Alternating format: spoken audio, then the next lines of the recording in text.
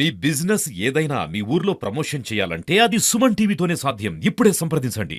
ఈ రోజు ములుగు నియోజకవర్గంలోని కొత్తగూడ గంగారం మండలాలకు ప్రజా సమస్యల మీద తెలుసుకోవడానికి రావడం జరిగింది. ఎక్కడ చూసినా ఏజెన్సీ మొత్తం డెంగ్యూ వ్యాధులమయమైపోయింది. Dengue, viral fever. ప్రభుత్వం ఎక్కడ కూడా ప్రజల్ని పట్టించుకోవట్లేదు. అలాగే మొన్నటి వరదలకి ఇక్కడ కొత్తగూడ గంగారం మండలాల్లో సుమారు 400 ఎకరాలకు పైగా మొక్కజొన్న నేలవాలింది. మరి నేలవాలిన మొక్కజొన్న ఆ రైతుకి ఎంత నష్టం చేస్తుందో మనందరికీ తెలుసు.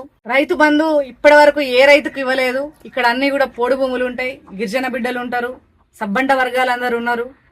మరి ఎక్కడ పోడు భూములకు గాని లేకపోతే పట్టా భూములకు గాని రైతు బంధు ఎక్కడా ఇవ్వలేదు. దానివల్ల ప్రజలు పెట్టుబడి దాంతో ఇబ్బంది పడ్డారు. పెట్టుబడి సాయం లేక ప్రజలు ఇబ్బంది పడ్డారు. అట్లనే ఇప్పుడు పంటలన్నీ కూడా నష్టపోయి ఇబ్బంది పడతా ఉన్నారు. మరి ఇలా ఉన్నటువంటి సందర్భంలో ప్రభుత్వం తక్షణమే వాళ్లకు ఏదైతే 30,000 రూపాయలు ఇస్తామని హామీ ఇచ్చారో ఆ హామీని అమలు చేసి నిలబెట్టుకోవాల్సినటువంటి బాధ్యత ప్రభుత్వం మీద ఉన్నదని చెప్పేసి మేము డిమాండ్ చేస్తా ఉన్నాం. అలాగే పోలారంలో దారం వీరస్వామి యొక్క ఇల్లు కూలిపోయింది. ఇప్పటి వరకు ప్రభుత్వం నుంచి కనీసం వెళ్లి ఆ మనిషిని, ఆ కుటుంబాన్ని పట్టించుకున్నది లేదు. వాళ్ళకి కావాల్సినటువంటి ఆ సరుకులను ఇవ్వడమో లేకపోతే ఇంకోటి ఇవ్వడమో కనీసం చేయలేదు. వర్షం కారణంగా, వరద కారణంగా అది ఆ ఇల్లు కూలిపోయింది. అట్లనే ఈ రోజు మల్లెల విజయన్ అనే వ్యక్తి డెంగ్యూ వ్యాధితో మరణించడం జరిగింది. ఇదే మండలంలో యువకుడు.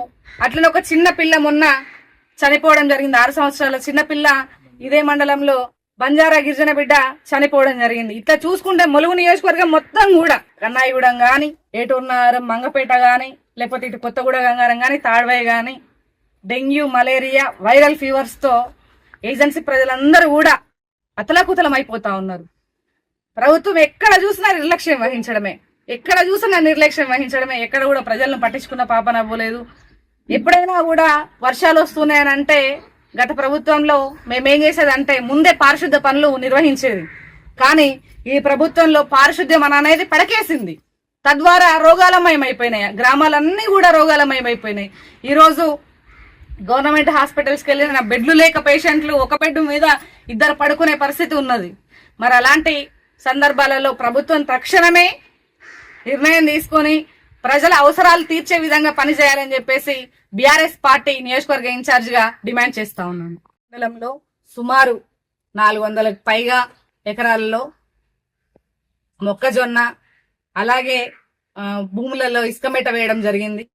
గత ప్రభుత్వంలో వారేమని చెప్పారు, 10,000 రూపాయలు మేము ఇచ్చినప్పుడు 10,000 కాదు, మేము 30,000 డిమాండ్ గా అడుగుతున్నామని చెప్పేసి ఈ యొక్క నియోజకవర్గ మంత్రి సీతమ్మ గారు మాట్లాడారు.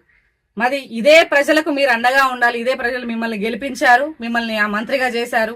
మరి ఈ ప్రజల యొక్క కష్టాల్లో మీరు తోడుండాలి. కాబట్టి 30,000 రూపాయలు మీ నోటితోనే మీరు అన్నారు. ఈ ప్రజలకు కూడా ప్రతి ఎకరాకి 30,000 రూపాయలు ఎవరైతే నష్టపోయారో రైతులు వాళ్ళందరికీ కూడా మీరు అన్న ప్రకారం 30,000 రూపాయలను చెల్లించి వాళ్ళని ఆదుకోవాలి. అలాగే వాళ్ళకు రైతు బంధు కూడా వేయాలి.